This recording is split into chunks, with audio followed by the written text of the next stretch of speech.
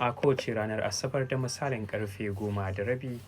Kuma shiri ne wanda ya saba tattaunawa a kan matsaloli da suka shafi zamantakewa na soyayya tsakanin namiji da mace, musamman saurayi da budurwa.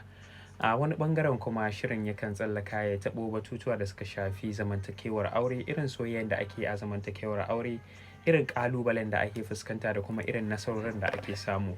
Kuma yakan ba da shawarwari bayan ya tattauna, kuma ya ba mu mai sauraro dama daga bisani shi ma ya shigo cikin shirin ya mika tambayansa ko kuma tsokaci akan maudu'in da muke tattaunawa. Kamar kowace ranar Asabar, sunana Idris Ɗaya Bature, kuma ni zan jagoranci shirin a wannan rana.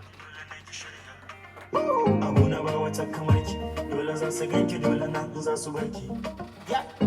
In zama ruwan zama, wanda ya dace na samun ki wallahi ya gama.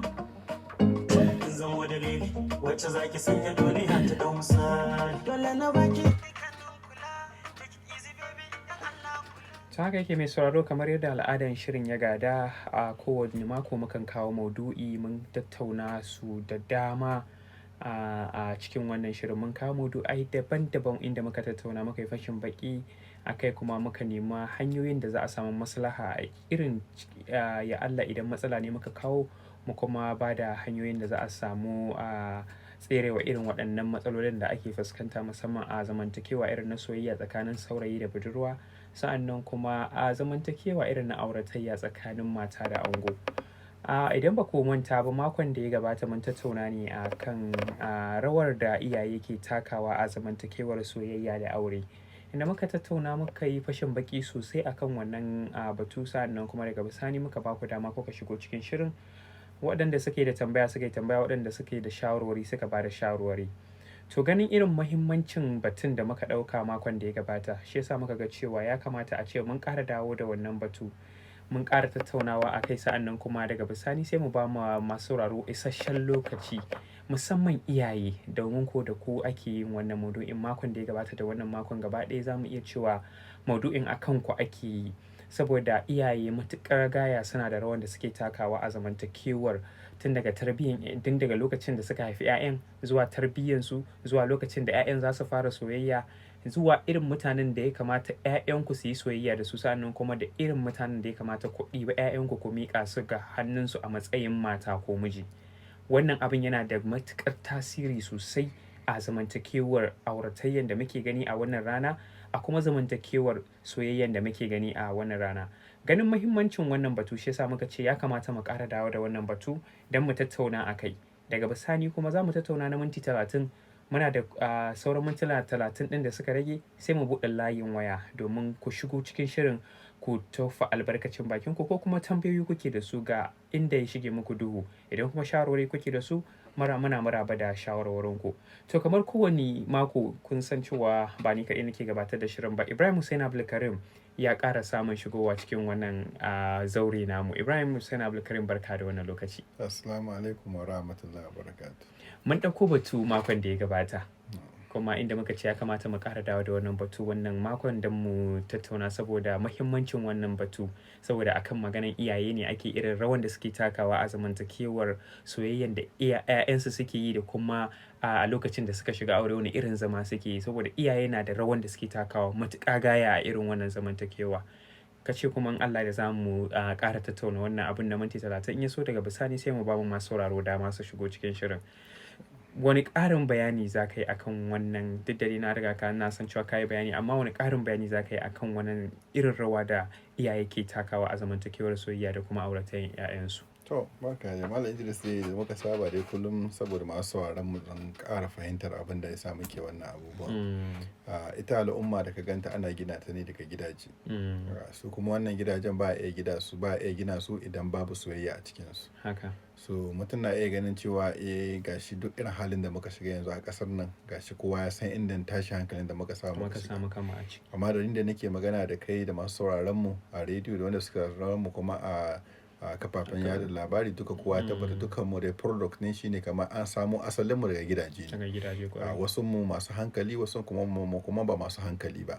Wasu mu kuma yau gashi nan wasu mu an je makaranta an kwashe su, wayanda aka kwashe 'ya'yan makaranta ne, wayanda suka kwashe su kuma 'ya'yan wasu ne, su ma wayanda suka zo da bindiga suka kwashe su ma 'ya'yan wasu ne. So amma kaga tarbiyya ce kala kala, wannan ya samu tarbiyya a wurin uwayen shi ya je makaranta, wannan an bar shi bai samu tarbiyya ba ga irin kuma irin ta'asar da ya samu. Bayan haka nan kuma duka a cikin unguwa wanda suke zaune cikin unguwa suna ganin irin yadda yaran suke tashi.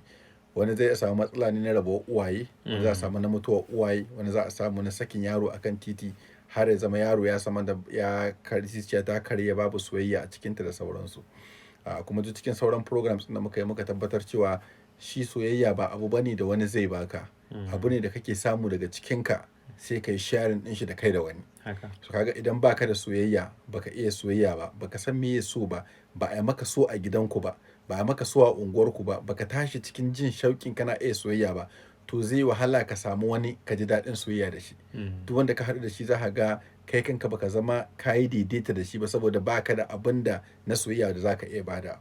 So kuma mun yi bayani sati da ya wuce cewa idan aka ce mutum uwaye ne, ana nufin Allah ya bada haƙƙin wani wanda ana kiran shi ɗa, wanda shi ɗan shi ne ake tunani an kawo shi wurinka.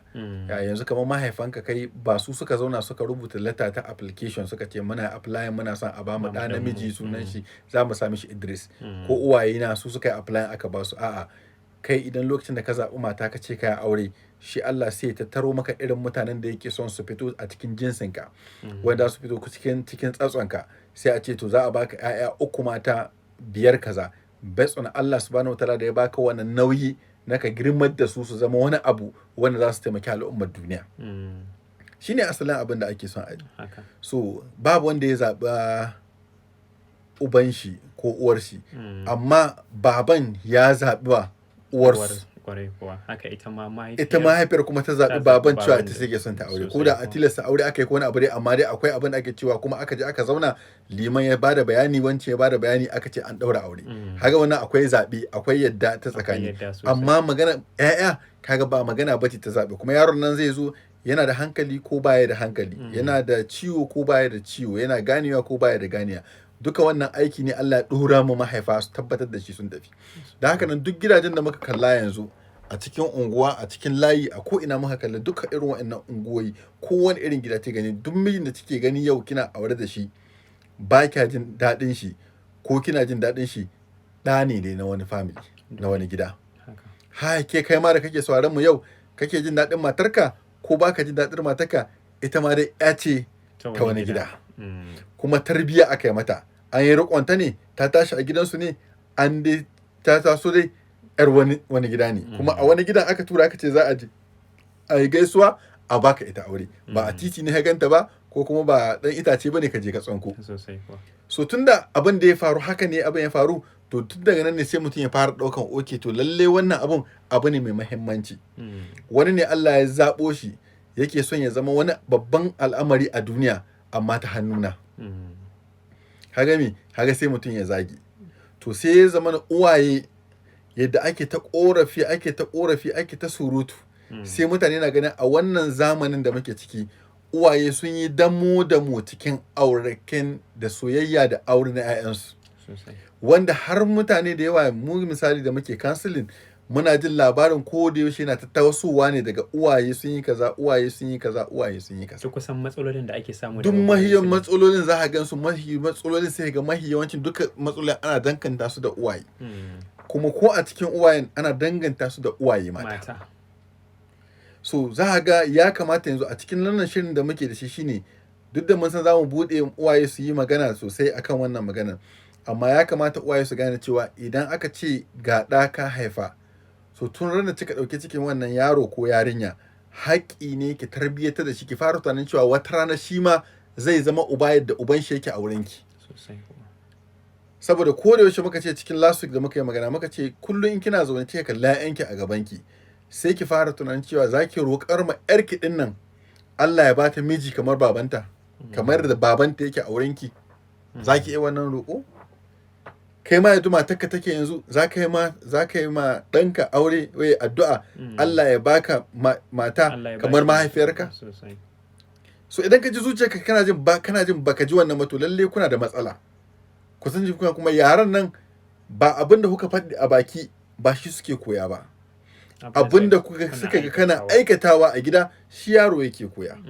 Idan yaro ya ga cewa baba ka fita ba abin da ya haɗa ka da su, baka damu da su, baka damu da cin su ba, baka damu da mahaifiyar su, baka damu da komai ba, to shi ma yaron subconsciously mun ba da labari a cikin last week a stages na evolution na yaro, mun ba tattauna duk irin wayannan abubuwan da suke faruwa ma yaro har lokacin da yake zuwa ya girma. So a wannan tsari me zai faru da shi shine zai taso yana koyo irin cewa lalle mace ba ta da muhimmanci. Mu kuma cikin wancan satuttukan da muka yi bayani kan gwanin soyayya mun ce babu wani wanda yake gwanin soyayya sai iya mutumin da wanda ya san darajar dan uwan shi da zai aura. Mace ta san darajar namiji, ta san me yasa ta aure namiji, ta san shine ake kira worth and value na wanda ta aura. Kai ma da zaka aure mace ka san darajar ta, ka san kimarta, ka san kuma amfanin ta aurenka.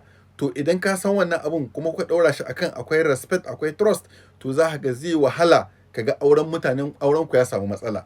Amma duk auren da ya zama namiji bai san darajar ya mace ba, ko ya mace bata san darajar ɗa namiji ba, to sai ga an samu wannan cece-kuce. So amma ina ake sanin wannan darajar? A wurin uwaye ake karɓo shi. Uwayen ne lokacin da yaro yake tasowa ya kamata a tasar da shi da girma, ya zama ya san cewa lalle kaga wannan sistan ka bai kamata kana dukanta ba, bai kamata kana faɗa da ita ba, saboda matan wani ne gobe, kuma mata daraja suke da shi. In musulmi ne a mishi bayani, addinin musulunci ya tabbatar cewa mace daraja gare ta, bai kamata kana ma mace kaza, kana mata tsawa ko kana mata kaza. Kaga gobe kawanan taka za ta zama uwar wani, za ta yi aure a gidan wasu, za ta zama ambassador ɗinmu ne a wannan family ɗin da za mu kai ta.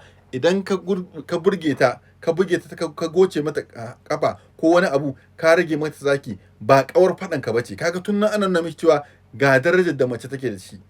Ita ma mace ana kwabata, ana nuna mata ki koyi dinki, ki koyi girki, ki koyi kwalliya, saboda zaki je ki representing din wannan family din a cikin wani gida, wanda kuma idan kika je baki je da tarbiyya mai kyau ba, baki je da kaza mai kyau ba, baki iya kaza ba, wannan abin za a kalle shi a wurin ni mahaifiyarki, kuma za a kalle shi a wurin mahaifi. So haka kai yanzu lokacin da kake da yarka a gabanka, kana tan cewa lalle wannan yarta lalle ba ni zan aure ta ba, lalle zan aurar da ita wani wuri. To kuma in zan aurar da ita wani, za ta tafi kamar ambassador ce. Yadda ƙasa take tura ƙasa, ta tura wata ƙasa ambassador, to ni ma wannan ita ce za ta je ta represent ɗin a gidan suwa ne. So idan ta je da rashin tarbiyya, ta je da rashin dace, da rashin iya zama da mutane, to lalle wannan abin zai zo ya affecting ina. Kuma sai ga lokacin da ya kamata ni as uba na gama hidimata, yarinya ta girma, na kai ta primary school, na je secondary school, na mata aure, amma yanzu kuma kullun rigima gidan kuma ni ke kai. To wani ma zai ga uwayen kamar su suka yi auren, saboda duk tashin hankalin da rigimar cikin gidan tana kan uban, tana kan har uwar ma za ka ta samu ciwo saboda tashin hankalin da ita take ciki a cikin gidan, take gani a cikin miji. Sannan sai ya zama na uwaye lokacin da ƴaƴansu suke girma, ba a samu wannan shakuwa ta discussion tsakanin su ba, ya zama an bude kofar da muke kira kofar communication tsakanin uwa da ƴarta, ko uba da ɗan shi da sauransu. Ya zama duk wani abu da ya faru yana zuwa ya gaya mata, ita ma abin da ya faru za su. So idan uwaye suka tada da yaran su, sai ka ga yanzu uba ko uwa, ƴar za ta je ana musguna mata a gidan miji, ta shiga cikin tashin hankali, amma ta kawo ƙara, ta zo a tsare ta, ce mata kawai ki koma. Wasu uwaye ma suke ba zan yi magana da ita ba sai kin koma, ba za mu ma saurare ki ba, kawai ki koma.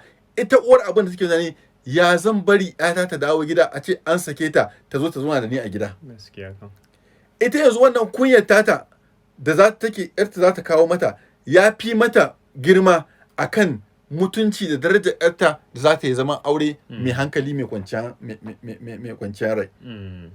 Saboda abin da ake nuna kenan. Abin kenan kawai. Kaga yanzu uwar ta auren fa ba na uwar bane. Na ita ce. Na yar ne, ba na uwar bane. Ita kuma ita ka san abin, aka ce mai takalmi shi ke jin inda yake taka kusa. Ita tana ba a saurare ta, sai a bata mafita. Amma a ce kawai a'a babu wani abu, kawai ki koma. Mu ma haƙuri muka yi. A'a, zamani ya riga ya canza. Uwaye su fahimci wannan abun. Kullum ina je ina program, ina magana, ina gaya mutane, duk uwayen da suka yi aure a da yaran da ake musu aure yanzu, ba yanayi ɗaya ba ne, ba kuma tsari ɗaya ba ne. ba kuma training iri ɗaya bane, ba kuma ƙwaƙwalwa da ake kiranta mindset ɗin kuma ba iri ɗaya bane. Abin da yaran nan suka sani da abin da suka iya da abin da ake kira entitlement syndrome, ganin sun cancanta a yi musu abubuwa, ya bambanci abin da uwaye suke da shi da. Akwai mahaifin da yake faɗi yace yar shi haka kawai ya ganta gida, ya ganta sai ya ce mata wancan ya ake ciki, yana zaune sai ta ce mata ai baba na gaji. Ta ce da me? Ya ce auren. Ikon Allah. Ya ce da me cike nufi? Sai ya ce wancan zo ki ji yarki wai ta gaji, duk ba a wata 4 ko wata 5 da aure, ta ce ta gaji. Kaga su a wannan tsari nasu dole ne mu fahimtar da su cewa wannan abubuwan ga yadda yake. Zamanin su ne, kuma uwaye sai sun yi haƙuri cewa lalle wannan zamanin su ne. So idan uban da ya fahimci cewa zamani ya canza kuma zamani ya zo da mana da irin wannan abubuwan, to zai ga ya mashi sauki wurin fahimtar da yar shi ko ɗan shi cin abin da zai shiga ciki. Yanzu ana maganar aure na partnership, yarinya za ta ce maka ita ba namiji ya ce maka ba zai aure wanda za ta zama mishi liability ba. A da mu lokacin mu da lokacin iyayen mu, zaka aure yarinyar da ba ta sana'a, ba ta da aiki, ba ta da komi, kuma ku zauna ku yi zaman lafiya. Amma samari yanzu suna tsoron su yi irin wannan aure saboda me? Saboda suna tunanin cewa akwai ciyarwa, akwai shawara, sai na samu budurwa wadda ita ma ko kuma mata wadda idan na aure ta ita ma za ta yi taking wani responsibility sannan zai yi yin aure. Bayan shiga kuma social media da irin abubuwan da ake zayyanawa a shafi na social media, wanda da yawa zai ƙara sakwarkwarta ma mutum da zuciya wurin biyayya kan abin da yake son yi na aure. Irin an zo an tattauno irin tashin hankulukan da ake gani a cikin gidaje, wanda kullum kuma ina bayani in ce cikin gida 1000 da muka ji, za ka ga guda ne aka zo da shi ko guda 10 wayanda za a kawo labarai na kash. Amma saboda labaran kashi sun fi daɗi, sai ga su an yayata su cikin al'umma, an yayata su cikin jama'a, sai kowa ya tsammana haka soyayya take, haka rayuwar take. A'a, wanda ya dace da matar kirki zai ji daɗin soyayyar shi, wanda ta dace da namijin kirki za ta ji daɗin soyayyar ta, wanda aka samu akasi kuma lalle za a sha wahala kuma za a sha bakin ciki. Amma menene ya kawo mutum zuwa wannan wurin? Shine irin abin da yaro ya tara a cikin kanshi, shine abin da ake kira mindset. Shi yasa ya kamata mu kula. Na ɗaya, bayan TV da media da social media da sauran abubuwa waɗanda suke kaga makaranta, yaro ya yi primary school da secondary school da jami'a, wayannan makarantun suna tasiri da wani irin yaro za a tayar. Shi yasa kaga an shi malamin da ya rubuta tarbiyatul aulad ya kawo wayannan shimfiɗoɗin wayannan abubuwan. So kaga dole ne ka duba ka ga cewa to tunda an ce a tarbiya ta yaro yakan samo ta daga inda ya yi karatu, inda ya shawo karatu da inda aka kai shi makaranta, kaga sai ka tunani to irin makarantu muke da su, wani irin tarbiyya ake koya ma yaro ciki, wani irin soyayya yaro yake fahimta ya duke wannan makarantu. Ya yi firamare, ya secondary, ya je ya jami'a, misali kenan. Wata ta yi jami'a nan Najeriya, wata ta yi jami'a a ƙasar waje, wata ta yi jami'a wadda garin da aka yi tarbiyyar su da al'adar su bata yi daidai da tarbiyya da al'adar da muke ciki ba. So kaga uban da ya dauki yaren ya ce zai kai ta irin wannan muri karatu, ya riga san cewa lalle za a samu akasi da tarbiyyarta da al'adarta idan ta dawo ta auri wanda kuma ya saba da al'ada da kuma tarbiyya irin tamu ta nan. Haka kuma in kana ƙauye ne kana zaune ka ɗebo yare ka kawo ta cikin birni ta zo ta yi karatu, lalle za ka ga tarbiyyarta da abin da take tunani da rayuwa take zai mata bambanci da inda a ce a gaban ka ta tashi kuma nan ƙauyen ta tashi. Haka wadda ta yi boarding school za ka ga nata ra'ayi daban, wadda ta yi day school ita ma nata ra'ayi daban. Kaga wannan a layi ne na karatu. Sannan sai unguwa, haka shi ma tashi unguwa, ko da kai mahaifi ne mai ƙoƙarin tarbiyya da sauransu, zamanta cikin unguwa da irin tsarin unguwar da ka taso. Misali wanda suka taso a cikin GRA, za ka ga tsarin yarinya da tashi da hankalinta da za ta taso da shi a cikin GRA ba zai zama daidai da kuma wadda ta taso a cikin wanda ake kira unguwoyinmu irin kaman layi na cikin unguwa, wanda za ka ga gidaje ma sai an tsallaka dan abin nan sai a shiga kwararo, a shiga wani layi, a shiga wannan gidan, wanda kuma wani lokaci wasu gidajen za ka isko su wani lokaci ba mutum ɗaya bane, gidan haya ne, kuma ko a gidan hayan ma ɗaki ana amfani da zauren ba haya guda ɗaya da kuma kitchen kila guda ɗaya da kuma ɗakunan. Kaga irin wa'annan gaba ɗaya su ma zai yi reorienting ɗin wannan yarinya akan wani irin soyayya. Haka shi ma yana affecting irin wannan tarbiyyar wannan yarinyar da kake son ka aura. Bayan wannan yanzu sai kuma gashi Allah ya kawo mana ita wannan social media din da kuma fina-finan TV da media da sauransu. Wanda in kaka kallon irin fina-finan da ake kallo, irin Korea film ɗin da ake kallo da sauran abubuwa, wanda shi ma subconsciously shine ta can bayan kwakwalwa mutum kan zauna ya ta nazari yana ɗaukan wa'annan abubuwan. Kamar misali lokacin da aka taso in the 80s har zuwa 90s da sauransu, lokacin da Indian film ya yi booming da sauransu, za a ga mata da yawa sun dage akan wa'annan fina-finan na India da iya waka da sauransu, duk sun iya lafazin soyayya. Su kuma 'ya'yan mazan suna can suna farauta, wasu suna can wurin kallon ƙwallo da sauransu. Lokacin da aka zo a haɗu a gida a yi soyayya sai ga soyayya ta samu matsala sosai. So babban abin da yake faruwa shine wannan media din da TV din shi ma ya kawo mana nashi gudunmawa. To yanzu uwaye da aikin ku kila kaɗan ne, yanzu an ƙara ma aikin ku girma. To wanda aka ƙara ma aikin shi girma me ya kamata yi? Sai ya ƙara zage damtse, ya ƙara cijiwa, ya gyara, ya san cewa lalle yanzu aikin da uwaye suka yi 'ya'yansu zauna a gidajen aure, yanzu sai mun yi kashi 10 ko kashi 100 na wannan aikin mu ma 'ya'yanmu su zauna. To ta yaya uwaye ya kamata su yi? Na ɗaya, uwaye ya kamata su fahimci 'ya'yansu a lokacin da 'ya'yansu suke girma. 'Yata mai fushi ce, a lokacin da ta kawo saurayi ko kake tunanin za ta yi aure, sai ka rika tunanin ina ne weak points ɗinta, ina ne mafi raunin abubuwanta. 'Yata tana da ƙarya, ko ɗana yana da ƙarya, ko yana da fushi, ko tana da fushi, ko tana da son duniya, ko yana da son duniya. Wa'annan abubuwa ne wanda uwaye sukan fahimta in dai sun karanci 'ya'yansu suna gabansu. Idan kana da yarinya tana gabanka, tana jami'a ko tana gidanka, ka ganta tana son manyan ƙwallon manyan wayar da kai kanka a uba ba za ka iya samu ba, kuma gashi kana ganin ta tana shigowa da su cikin gida, tana ɗaukar suna waya, kaga ya kamata ka fi hankalinka ka fara tunanin ina ake samu wa'annan abubuwa. Ko kana ganin ta da abubuwa wa'anda lalle kai ka san cewa ita ba za ta iya samun makanta irin wannan abubuwa, kaga ya kamata akwai mai alamar tambaya da sauransu. Sannan idan ta kawo tana neman su uwaye maza ya kamata ko da yaushe su kuma su tabbatar ma uwaye mata cewa wannan auren yarki ce ba auren ki bane. A samu a rika jan layi tsakanin wannan. Wasu uwaye mata saboda shauƙi na ba da 'ya'yansu aure, wani lokaci in kaga ana shirye-shirye sai ka tsammana uwar ce za ta sake yin aure ba yar ba. In kaga uwar wurin biki da shirin biki da uwar ta yi, sai ka mamakin anya yar ce ko za ta yi aure, sai ga yar ma ba ta da sai akan auren yadda uwar ta yi ruwa ta yi tsaki akan auren. Sannan ko da yarinya ta kawo saurayi tana so, ko saurayi ya kawo yarinya yana so, a uwar tana hango mishi wani wuri, ita ma yarinya ana hanga mata wani wuri. An ƙi barin su zauna su yi soyayya mai saboda abin da ake hange. Uwaye yana cikin damar da Allah ya ba su, su lura, su zaɓa, su ga mutumin kirki su ba 'yarsu. Amma hadisai sun tabbatar cewa yana daga cikin haƙƙin 'ya mace ta zaɓa abin da take so. Musulunci manzon Allah sallallahu alaihi wasallam ya tabbatar, addinin Islam ya tabbatar mace za ta iya zaɓa. Amma a wadda ake so kuma in za ka kawo mata, sai ka nuna mata kai mahaifinta ne, ke ma mahaifiyarta ce, sai ki lura da ita. Kin ga wani yaron da kika kawo, kin ga matsalar shi kaza da kaza da kaza da kaza. A binciken mu mun gano kaza da kaza da kaza da kaza.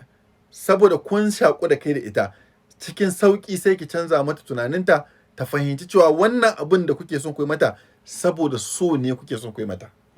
Sannan uwayen da suke riƙon mata 'ya'ya, wasu za su ga yarinya ta samu ma mai son ta mutumin kirki kuma mawadaci ko wani abu, amma saboda ba 'yarta bace, 'yar riƙo ce, mahaifiyarta ta bar gidan ko mahaifiyarta ta rasu, sai ta riƙa jin da 'yarta ce ta samu wannan saurayin, sai ta shiga ruwa ta yi tsaki don ta hana wannan abin ya faru.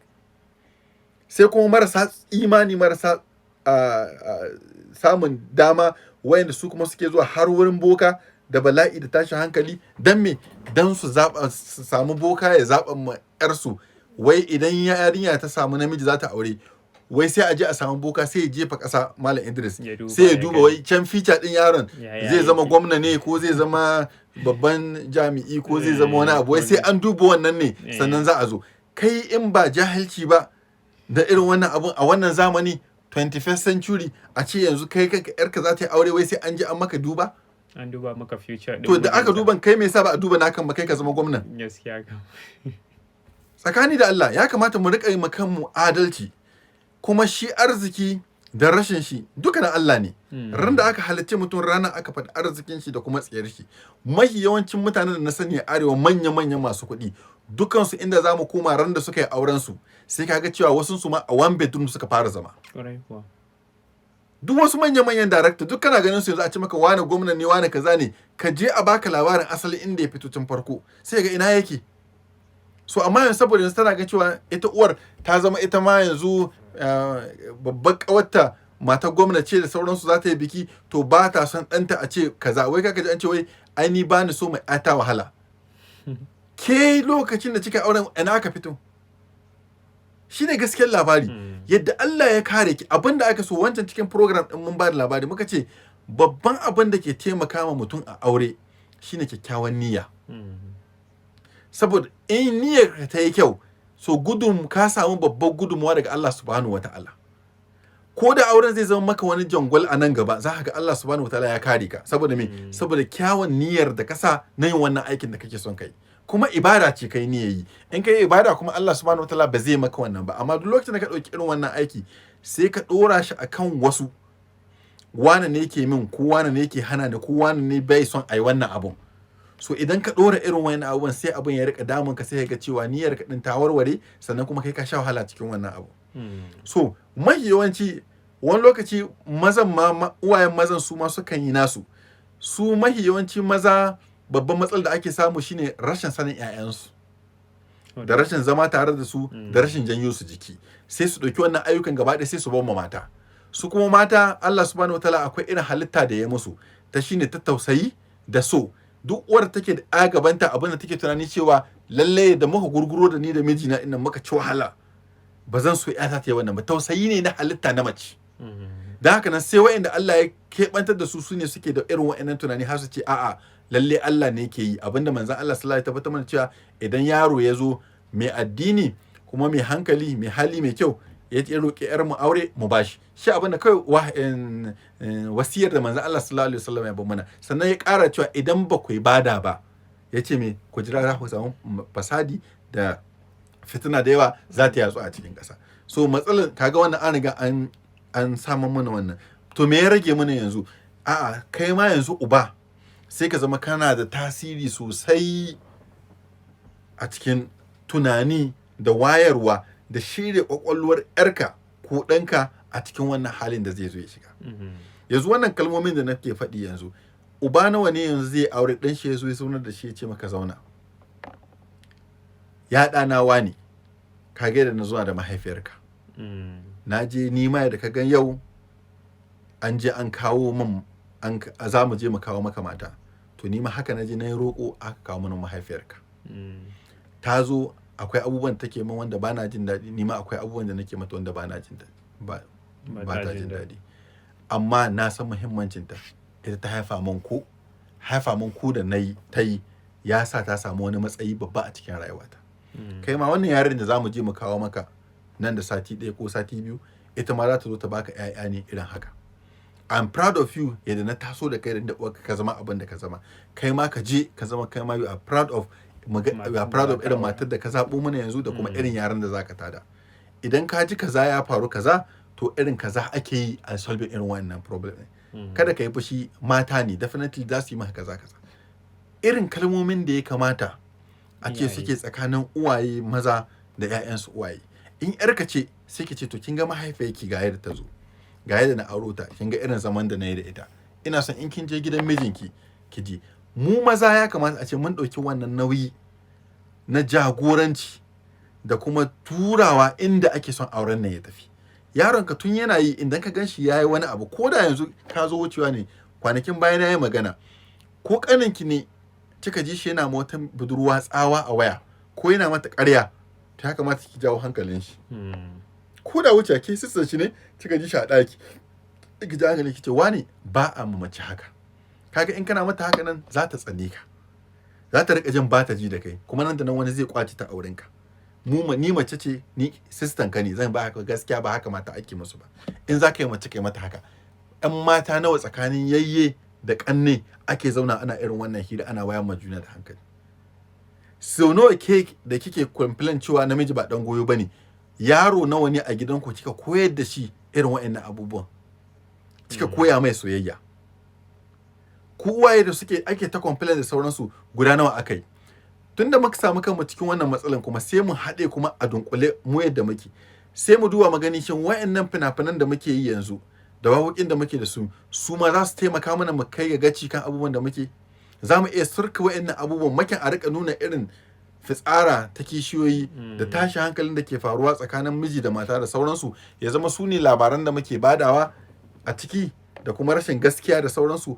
Me yasa ba za mu warkar da wannan ba mu rika yin fina-finai? Maga Malam Idris ya zama jarumin masu fim ko kana mana producing fim waɗanda za su nuna amfano na haƙuri, na tsafta, na tausayi, na yafiya, na abubuwa da yawa waɗanda za su taimaka ma mutane su gane. Saboda wanda bai gane kanshi ba a zaman shi bil'adama ya zama ya gane kanshi.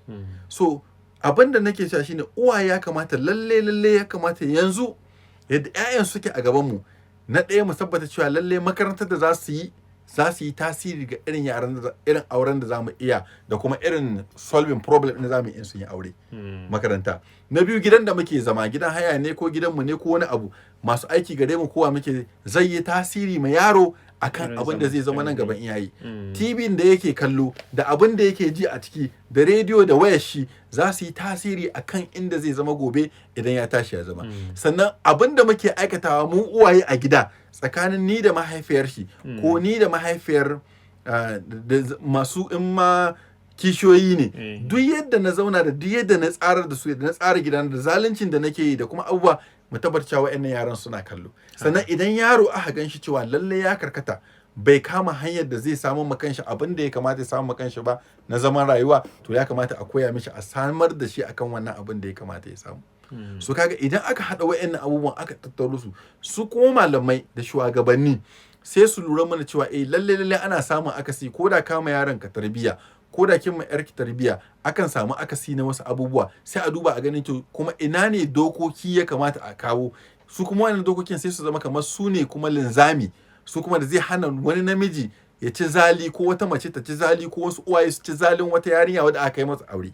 Ya zama akwai wani system wanda kun ka shirya wanda za a ɗauko shi daga addinanmu na addinin musulunci ko addinin kirista wanda duk ya tabbatar da matsayin mata a cikin jinsi na bil'adama.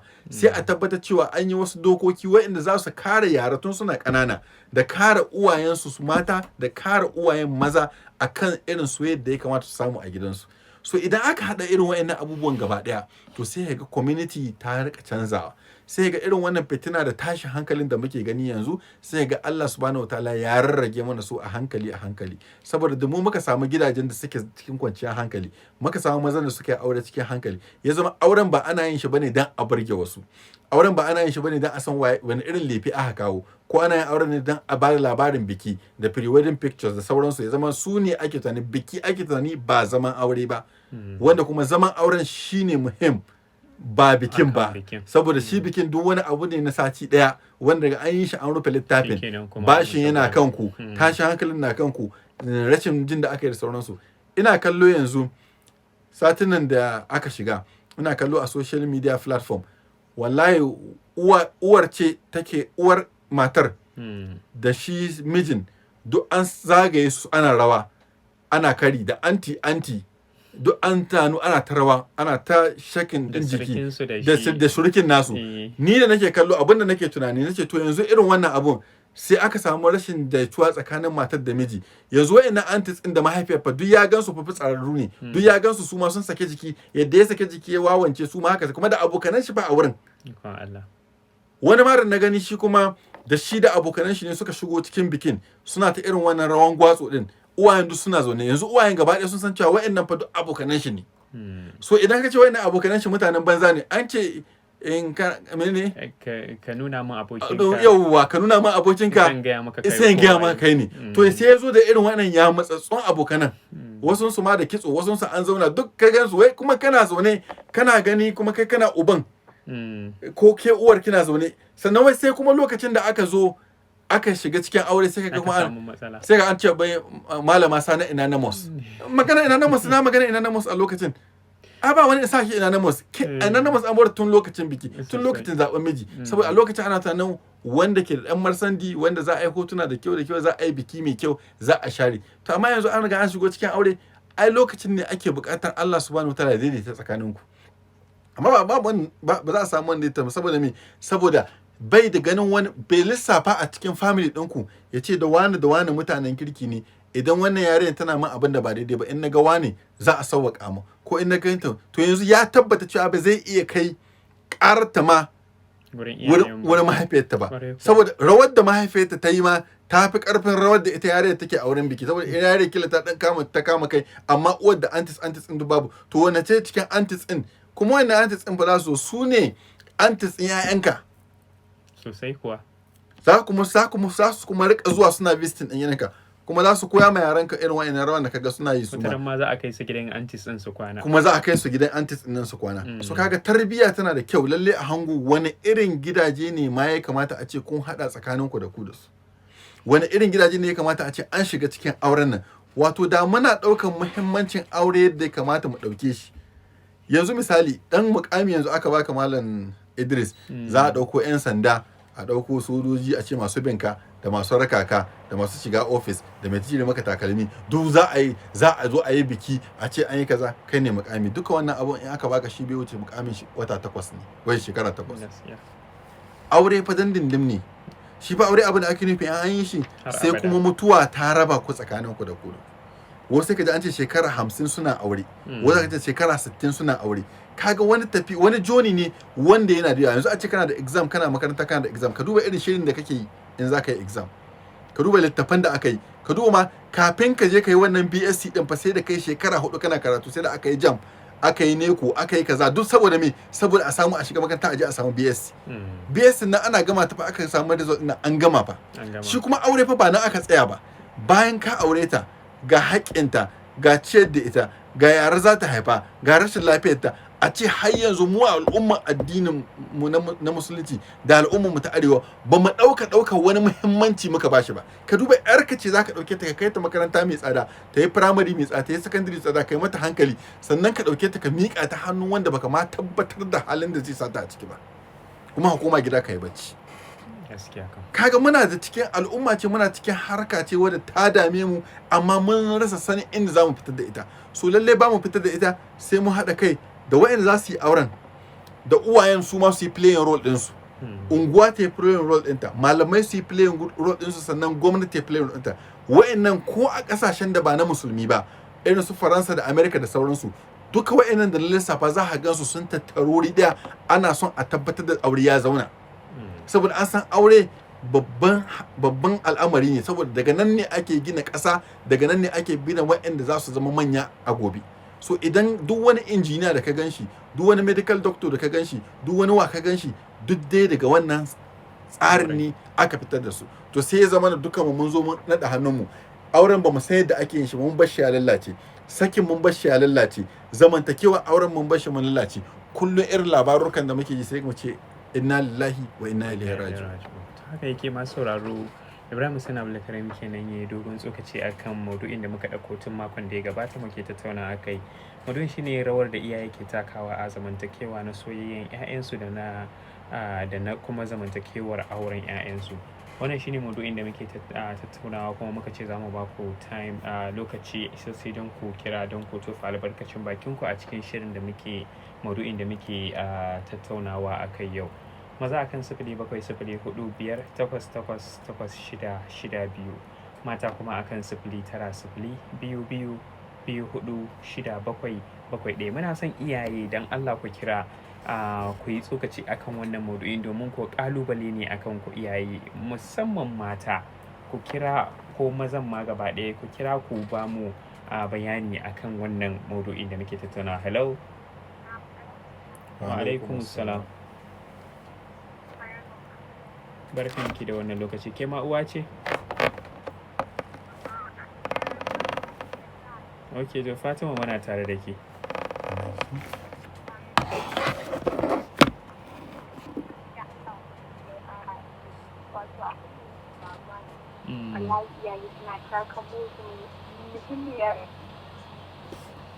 Hello lalacewar abubuwa na yaɗi kuma ya sa shi sun lura sun fi kamar da bazai ba amma yanzu dole su lafi na a cikin su waɗanda suka kasan za su iya ɗaukan amma yanzu sai ka gani ya iya ma wallahi a yanda ma da ne je mu ba su ta uwa ita za ta yi ne irin wa'annan su so for reason za ka gani yasa ƴaƴan ma za ka gani kuna rasa wani sai ka san shi da yawan kuɗin ka ba ki rage nuna musu wasu idan ba shi ba zai biya ba sai ko ta yaya sauka Allah ya abubuwan da su faru na yanzu ta akwai musu gyara gaskiya na daɗin bayani da ya Allah ubangiji da su kayar kai fatima a kula Allah ka haɗa mu da wata da su ma ɗan matan nan su sani duk zaɓin da ta yi masu kawai su ma bin yi za su sani yadda aka yi.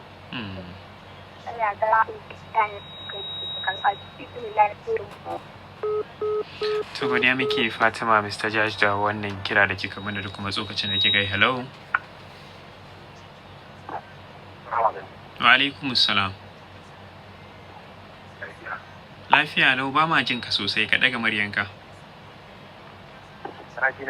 Muna jinka. Baban gida bangi suna tare da kai. To godiya miki baban gida bangis da fatan alkhairi da kamana. Hello. Salamu alaikum. Wa alaikum salam. To barkanki da wannan lokaci. Hello. Kuna magana da maman mu Bina da Gasa. Maman mu Bina da Gargasa muna tare da ke. Gaskiya ne dai abin da zan ce wa iyaye gaskiya ina son iyaye mata su ƙara kula da ƴaƴansu. Domin Allah ne abin da yake ban mamaki. Sai ki ta kuma karfe 10 na dare ki ta yarinya ko kuma wai tana nan wai akan sana'a nuna min lakin Hello maman mu Bina. Hello. Muna tare da ke layin naki yana ɗin tsintsinkewa ne. Gaskiya ne a ni in ga a ba na a rayuwa ta ina jin komi. To maman Sai goma da dare a waje. Maman mu tana magana ne dai ba a ji amma ba ma jin ki sosai maman cewa wai waye suna barin ƴaƴa suna kaiwa har karfe 10 na dare za a ga uwa bata damu ba ina irin take da sauransu gaskiya na cikin abin da yake mana abin nan sosai. Assalamu alaikum. Sunana Yunusa mai gyaran satellite Manda Kaduna. To Malam Yunusa kaɗan kashin rediyon da ke kusa da kai. Ok. Ya yi haka? To alhamdulillah muna tare da kai Malam Yunusa. Ya aiki a jama'a. To alhamdulillah. Yawa gaskiya mun ji maudu'i alhamdulillah. Allah saka da alkhairi. Amin summa amin. Gaskiya akwai kalubale wurin tarbiyyar yara wurin iyaye. Saboda musamman irin wannan lokacin da muke ciki muna wani lokaci ne sai a hankali ya zama abin ya zo kamar zamanin ne sai a hankali su iyaye ba su ganin laifin yayansu musamman yanzu kamar za ka iya ganin misali yara suna wasu abubuwa wanda bai dace ba da a ce za ka samu yaro ko kaɗan da ke shi haka wallahi sai iyayen nan idan ma ba san inda kake ba har sai sun binciko har gidanka an ji an maka tijara to kaga kuma shi misali yanzu yaro ne ya laifi sai ya ga cewa iyayen shi maimakon da ya laifin nan ya zo yana kuka an mai hukunci ba san dai me ya faru ba maimakon inda adalci ne su bincika su ji me gaskiyar lamari in ma na karawa ne su kara mai saboda gobe ya kiyaye a'a su za su tasa yaron a gaba a je a gani wani malam wane ne ya mai wannan abin wallahi a ci mashi mutum haka to kaga yaro ya ga yau ya yi haka ya ji daɗi kaga gobe zai yi abin da ya fi haka hello Malam Yunus. Salamu alaikum kuna ji na? Muna tare da kai a gurguje saboda mu ba mu wasu dama su masu shigo ciki. To da haka ake samun gurɓacewan tarbiyya saboda haka ya kamata iyaye su fahimci cewa tarbiyyan yara Allah ne ya ɗaura mana kuma zai tambaye mu gabaki daya. Da fatan za ku tashi lafiya. To godiya muke Yunusa da wannan kira da kamana mata 0900 biyu hudu 6771 shine layin mata. Muna dakon kiran mata musamman mata don na ga cewa mata sun yi nukusani a cikin shirin ba sa shigowa. Lambar dai 0900 biyu hudu 6771 shine layin mata. Maza kuma akan 0704588662 ga wata. To ina ganin mun rasa ki da fatan zaki sake lalubar mu. Hello.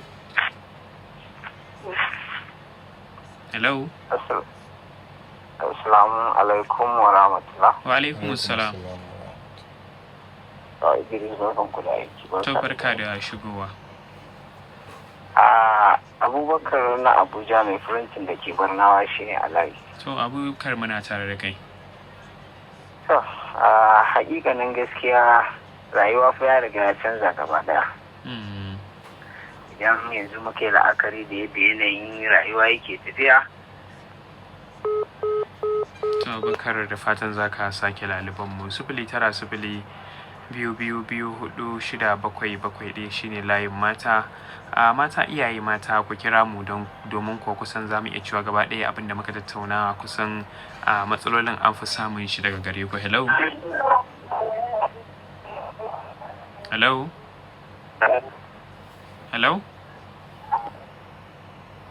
To layin yayi tsayi ko. Hello. To ina ganin dai layin yana ana dan samun matsala da layukan. Bari mu gani ko za mu ji wannan. Hello. Barka da dare, barka da wannan lokaci. Barka da shigowa. To maza wajen daga cikin ke kan layi. Maza wajen riga cikin muna tare da kai. To mun ji magana da ke fuskanta a cikin wannan yanayi da ake ciki. Wato akwai kalubale da dama. Wato in ka kalla ni abin da ke bani mamaki. Wai iyaye suna tunanin wai akwai mutuwar nan ba. Shin wai duk abin da ƴaƴan da suka aiwatar suna tunanin cewa ba haƙƙi a kan su wai ko ne ne shi ba su ba. Akwai haƙƙi sosai. Sai ka ana nuna sa ƴaƴan ne kawai a baki. Baki abin da kake so killace shi ke. Abin da kake so ka killace shi ne amma abin da baka so ne shi ne zaka bar shi a waje. Amma ka yi faɗa a cikin cikinka babban shi yana rayuwa ya kai dare na wannan rayuwar baka san irin halin da yake ciki ba. Wannan maganar rayuwar da ke ko kullum sai ka ga cewa a'a sun haihuwar da ke masu ra'ayin da su aka muna kallon su mu ɗauki da su mu kai su makarantar da taubar da sauransu amma yayin da suka yi masu don girma a ganin sun mallaki hakan ne ko kuma ne ko sun ba su sakaka su ci gaba da rayuwar su da suke so suna mu'amala da wasu ba wanda ba kan kamar sani ba amma ya kamata ka bibiya kai ai idris in ka kalli irin rayuwar baya wallahi kakannin ko ce da iyayen mu ai sun ta da kuma shi kokari sun wanda ke ka kuma irin kwabbar mai ciki za su ɗauki ana su kai shi makaranta zai duk na wanda ke kai in gana aure ne ya zo an fi bai kini su ba shi kuma zama su ci gaba da ci da shi a lokacin zai zama a jini duk wani abin da su iyayen mu da bai da shi da kakannin amma mu yanzu ba mu yawa kuma ya kansa kaka ga wani mutum wai an yi tana fiye a waje wai zai ce mata wai uba wai ta gama fiye wata da uba ha ba ga da nabi wannan rayuwa ne kan da Allah ya kamata mu gyara gaskiya mu gane cewa akwai aiki wanda kai ta Allah a duniya wannan shi ko da bangaren wallahi sai mai sabi a kai shi wannan sai shi wasu da Allah zai mu zawo da kace to guda miki mu zawo da riga cikin da wannan kira. Hello. Assalamu alaikum wa rahmatullah. Wa alaikum assalam wa rahmatullah. Hamza Balarin da Alhaza daga Dariya suka da labarai na kungiyar taskar mabugawa ya tare da zazzau. To muna tare da kai. To alhamdulillah lallai na je kun dogon bayani sosai. Tabbas tarbiyya musamman ma uwa suna da ainihin kamar kanshi biyu da rabi. Lallai wannan abu ba karamin abu ba ne ya kasance musamman ma abin da an yaga daga ci za a je aure kenan misali. Haka. Yau ki ce ke sai kin je an duba miki shin wanda za a aura din nan gaba mai zai zama wannan wani harka ne wanda zai kasance an kauda hankali kuma an aje addini a gefe. A addini ba a ce haka ba ke dai ki sa ki roƙi Allah akan cewa Allah ya sa shi na fi alkhairi, shi abin da wani zai zama gobe Allah kaɗai Allah kaɗai ya san haka. Yau ko Allah shi yake da yau, gobe ko Allah kaɗai ya san wane ne gobe kuwa. Saboda haka ke uwa kar ki dage akan cewa sai kin zaɓa ma yarki cewa sai wanda zai zama wani abu gobe. Ki masa fatan dai Allah ya azarta su, ya rufa masa asiri duniya da lahira. Amin summa amin. Ina muku fatan alkhairi. Hamza Balarabe Alhaza PRO a taskar Mabugawa ya tare da Zanzo daga Zaria. To Hamza Balarabe, godiya muke da wannan kira da ka mana a daidai wannan lokaci, kuma ka tofa albarkacin bakinka akan maudu'in da muke tattaunawa. 0902246771 shine layin mata, kuma muna dakon kiran mata ga wata akan layi. Hello. Wa alaikum salam. Barkan ki da shigowa, da wa muke magana? Ina magana da Ummita daga Millennium City. Ummita daga Millennium City? Wajen maudu'i gobe Allah ya saka alkhairi, Allah ya tsara basira. Amin summa amin. Kuma Allah ya gane cewa mu amana ne a wajen su. Kuma Allah ya ba su. Su kula da mu, su tafiyar da mu har zuwa ɗakin mazajen mu. Da ƙasar za su tashi lafiya. To godiya muke Ummita daga Millennium City da kuma wannan batu da kika sa baki akai. Hello. Assalamu alaikum. Wa alaikum assalam. Dan kai da yan wani lafiya. Alhamdulillah, da wa muke magana? Kaman kullum suna na Bello Baderi daga nan gabas da alheri kan dake kan hanya Abuja zuwa Kaduna. To Malam Bello, muna tare da kai. Alhamdulillah, mun ji maudu'i, Allah ya saka muku da alkhairi. Amin summa amin. A gaskiyar magana wayan ce ka ƙi naka duniya ta so shi. Ka so naka duniya ta ƙi shi. Mafi yawanci son rai ne na iyaye, musamman iyaye ke sawa ana samun lalacewar tarbiyya. Yanzu duba da yake shekaran jiya kenan ina da shago, to wani makwabci na wanda muke tare da shi, yaron shi kullum sai ya je bayan shago na ya kaki, to na can shi yana yi, wallahi na tsawatar mashi da na gaba zai bari ba, na je na gaya ma baban nashi daga tashi sai ce ai a gaban yaron ya ce ma yaron gobe ma ka je ka kara ka yi, wallahi ka yi, ai ba kai kaɗai kake yi ba. To kaga yanzu duba da irin wannan, kaga ya ce mashi gobe ma ya kara iri a gabana. Kuma alhali ni na tsawatar mashi ne ya mashi faɗa a matsayin shi na babba, kuma kaga bayan shago nan dai duk ga shago na gana, kaga ya kamata a ce zai tsawatar mashi, shi ma amfanin kan shi ne. A gaban shi wallahi ya ce ya ci gaba da yi kawai, ai ba shi kaɗai ne zai yi ba. To kaga irin wannan irin waɗannan, ana irin wannan da Allah da annabi ya za a yi a ce yaro ya sami tarbiyya. Aka sanya yaron ka da laifi. Dole ne shi ke sawa ka ga matsalan tarbiyya ta faru, ka ga abubuwa iri-iri ga sunan na zamani wanda suke zuwa, wanda kowa ya san irin halin da ake ciki. Yanzu ban mantawa irin tarbiyyar da babanmu ya bamu, wallahi a lokacin muna yara, kamar sama irin da damina haka a ƙauye ba, in ya ganka da goyon masara, in ya tabbatar na gonan shi ba ta yi ba, wallahi sai ya bi diddigi ya tambaye ka ina ka samo shi. A ina ka samo shi, in ka ce wurin wani kaza ne, sai ya je ya kira wani nan ya tambaye shi, ya tabbatar cewa a wurin wani kaza ne. Sannan ya baka ka ci mu goyon masarar nan ka gasa. To kaga inda a ce muna samun irin waɗannan ga iyaye, gaskiya tsakani da Allah wasu abubuwan ba za a yi su ba. Saboda ya muke da wannan. To Allah ya sa haka. Amin. Kuma kai ne zaka zame mana na ƙarshe a cikin wannan shiri. A ƙarshe za mu iya cewa waɗansu shawara za mu ba ma iyayen nan, musamman iyaye mata da maza, tunda abin an fi ta'allaka laifin nan musamman a gurin iyaye mata, saboda kusan duk matsalan duk su ma mazan suna da nasu rawan da suke da kwarai kuwa, saboda a matsayin ka kai zama gidan, ba sa zama kuma ba da soyayya wurin uwar ba, balle uwar ma ta shayar da soyayya zuwa wurin ƴaƴan nata. Kuma a matsayin su na masu tsawatawa, da ya kamata a ce su ne masu tsawatawa, su ya kamata a ce suna jin ragaman wannan gida, uwar da ƴaƴan gaba ɗaya. Su za mu iya cewa masu ma mazan suna da nasu babban laifin da suke takawa. A jumlance gaba daya, wani irin shawara za mu ba ma iyaye akan irin wannan matsalolin da ake samu? Ai Malam Idris, duk bayanin da za mu yi da duk wani shawara, duk mahaifin da bai riga ya dauka cewa lalle wannan lalurar ta yaya wani haƙƙi ne aka bashi, kuma Allah subhanahu wataala zai tambaye shi ranar lahira. Sannan kuma kowa ya tuna cewa kana wannan aikin ne saboda ka samu lada. Sannan idan ka je ka zauna ka lalata yarka ko ka lalata ɗanka aka aurar da shi wani wuri ba a ji daɗin shi ba, still kai ma Allah ba zai baka ka zauna cikin farin ciki ko cikin jin daɗi ba. Kuma Allah ya sa son jikoki a cikin zukatanmu. Kowa ne zai so ya samu jikokin shi da cewa uwayen suna zaune tare, suna tare kuma suna jin daɗin soyayya, kuma suna tare da yara wayanda har jikokin za su zama abin da kai ma za ka yi alfahari da su. So babban abin da ake so shine duk wanda yake jin ana korafin yar shi, idan wasu uwaye sai kamar ba su damu ba, kamar a bokonci ana can indictment, kamar kai ne ake nuna cewa kai ka kasa.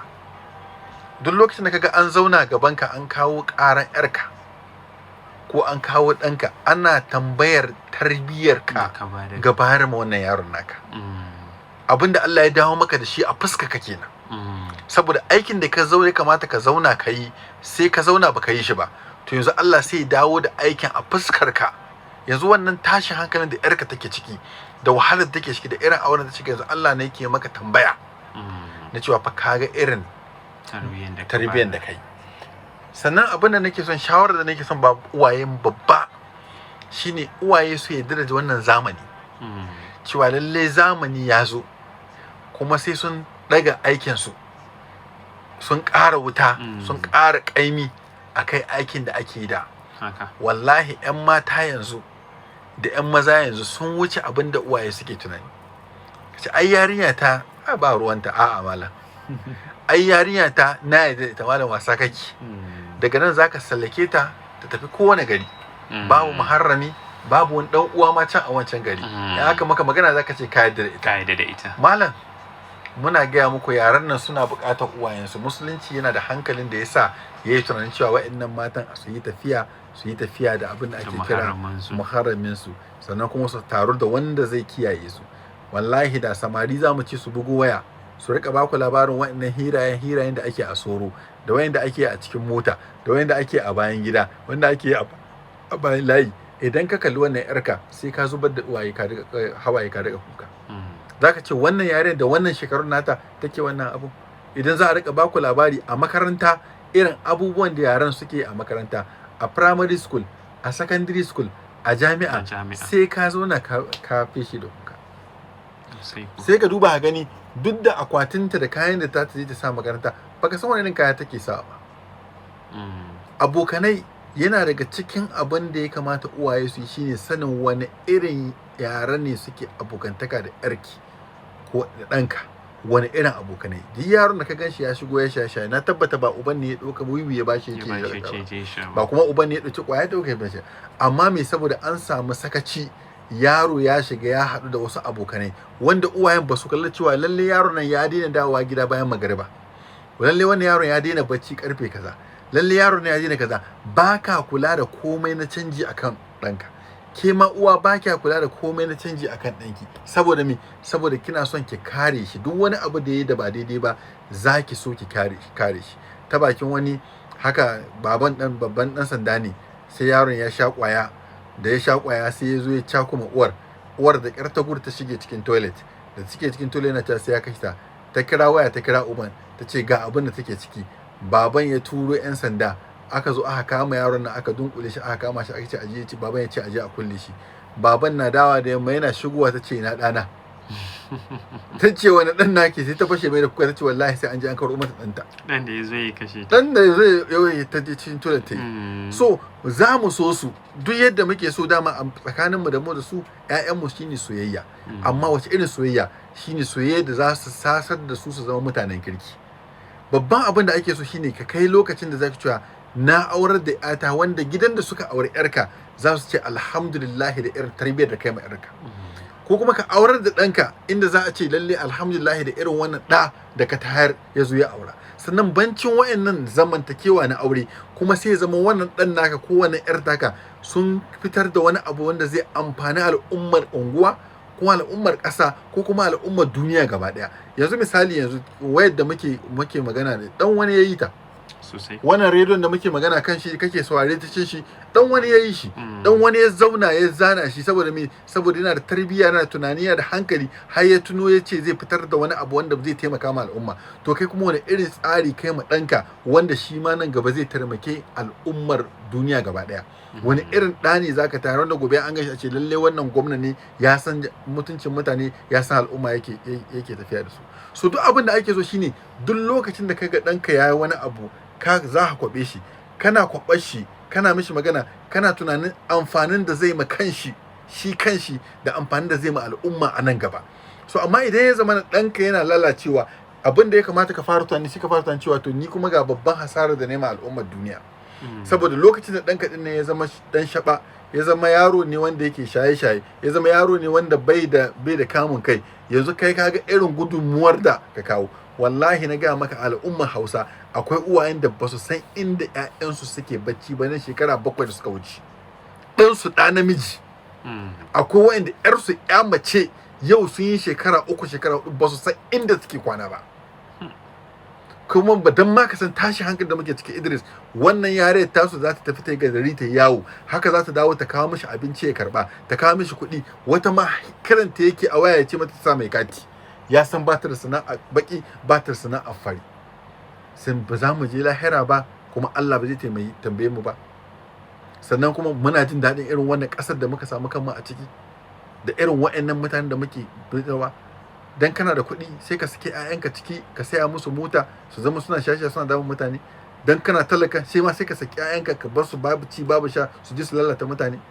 Ko kana da kuɗi ko baka da kuɗi, ko kai malami ne, ko kai hakimi ne, ko kai sarki ne, ko wani irin mukami kake da shi, dole ne akan ka ra'ayinka ne, akan wuyanka Allah ya ɗora shi tarbiyyar wa'annan yaran. Sannan idan suka lalace kada ka rika tunanin cewa ai dan banza ne. Ɗanka ne ba banzan, kai ne banzan. Ai dan banza ne, to banzan kai ne ake nufi banzan. Wannan kuma dan iska ne, iskan kai ne iskan. In ka ji an ce mata shegiya ce, shege kejin kenan.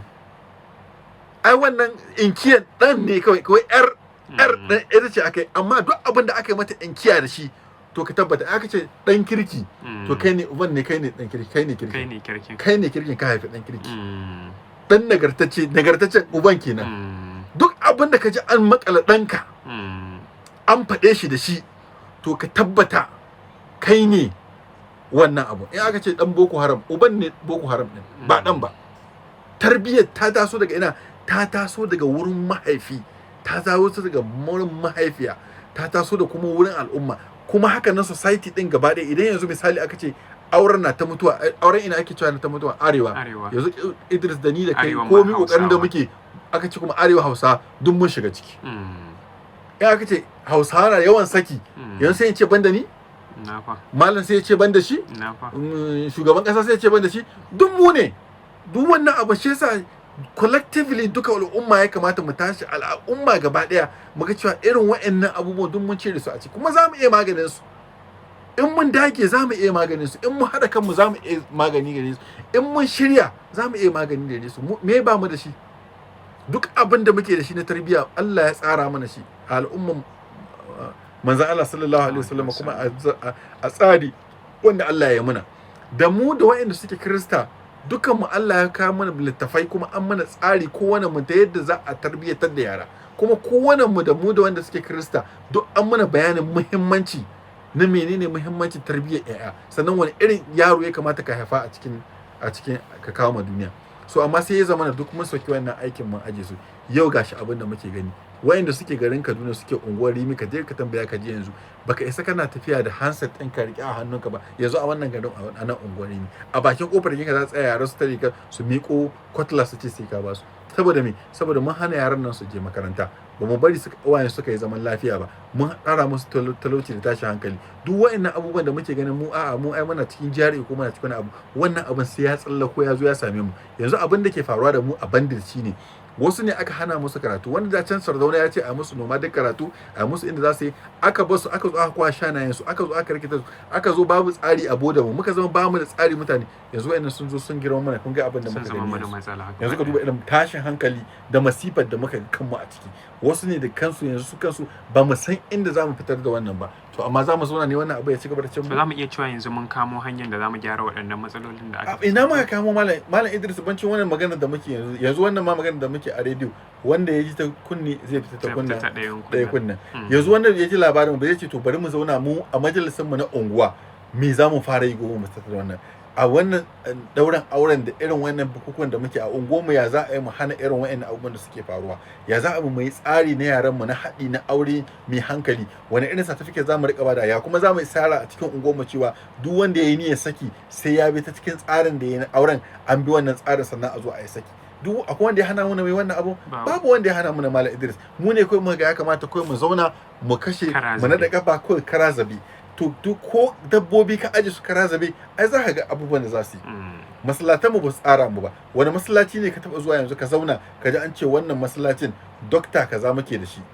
injiniya kaza muke da su ma'aikatan gwamnati nawa muke da su masu private business nawa muke da su yara adadi nawa suka gama makaranta ya'ya nawa ne muke da su wanda suke zuwa islamiyya yara nawa ne suka gama makarantar boko za su je jami'a wani ne suka yi maths wani ne suka yi english ya yan mata nawa muke da su wanda suka yi graduate yan mata nawa muke so a nusi ka ga masallaci ɗaya da ka sanar juma'a wanda limami zai iya tashi maka wannan bayani gaskiya da wuya Allah ya samu wanda zai hada unguwa ya ce lalle wannan unguwa ga irin tsarin da ya kamata mu mata ga yadda ya kamata kai shi limamin shi kanshi bai da daraja a wurin mutane shi ma haka ake ganin shi ba kowa ba shi an mai da shi ba kowa ba al'umma ita ma ba kowa ba saboda shugabanninku al'ummarku saboda shugabanninku suna fitowa ne daga cikin al'ummarku mutane ne ba aljanu bane so dole sai mun shiro menene gudunmuwar unguwa meye gudunmuwar malamai meye gudunmuwar mu da muka samu muka je makaranta wace irin gudunmuwa yanzu an ce yanzu misali ni ma'aikacin gwamnati ne ko ni na yi karatu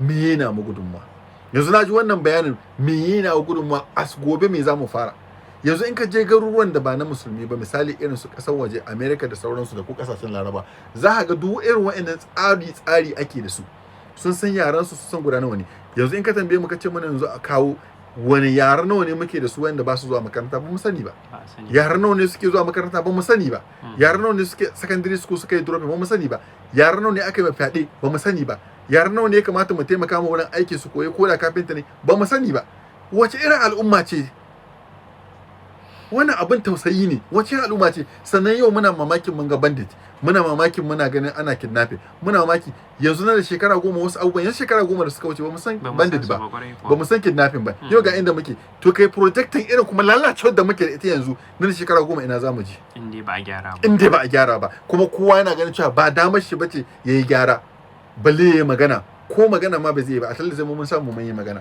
so amma a ce babu wani tsari da aka sa a gaba ko kana gwamna ko kana kwamishina ko kana wani abu me yi amfanin ka na zaman kwamishina a unguwarku baka tsara mutanen unguwarku ba yaran nawa ka samu ma'aikin wanku mutum nawa ya samu scholarship Allah ya samu dace Allah ya samu dace to ma sauraro iyakacin abin da zamu iya kawo muku kenan a cikin wannan shiri na ruwan zuma na wannan rana yau mun tattauna kwarai da gaske akan matsaloli da suka shafi al'umman da muke ciki kada ku ji sunan shirin soyayya ruwan zuma amma ummul aba'isan tun daga tushe aka ɗauko matsalolin da ake samu har zuwa yanda ake kaiwa zamantakewar na soyayyan har ya kai ga zamantakewar aure sai da fatan an faɗakantu da fatan kuma wannan maganar da muka yi da kuma irin jan hankalin da aka yi iyaye da suke tare da mu a daidai wannan lokaci za su ji kuma za su gyara inda kuka san cewa kuna samun kuskure ku yi kokari ku ga cewa kun gyara waɗannan kuskuren da kuke samu inda kuma ma baka ma fara ba to tun yanzu ya kamata kai ma kanka rigakafi tun kafin ka shiga wannan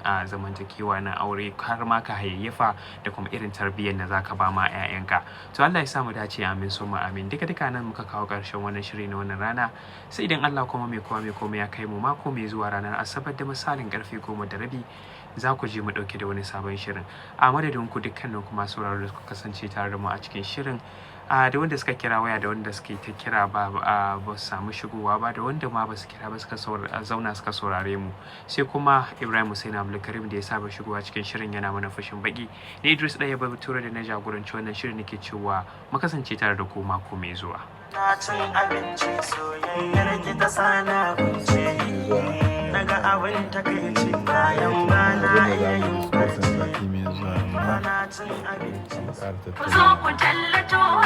Abuja har Kano da Kaduna ga bishon tasa.